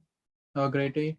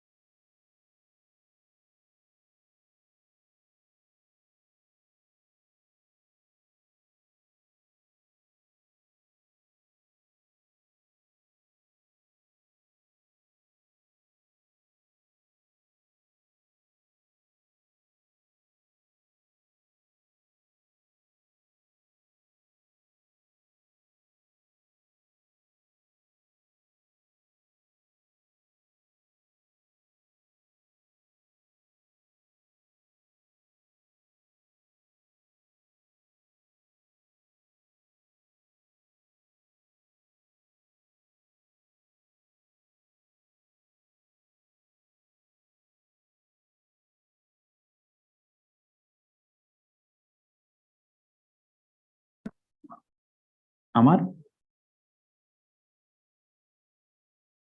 Afternoon.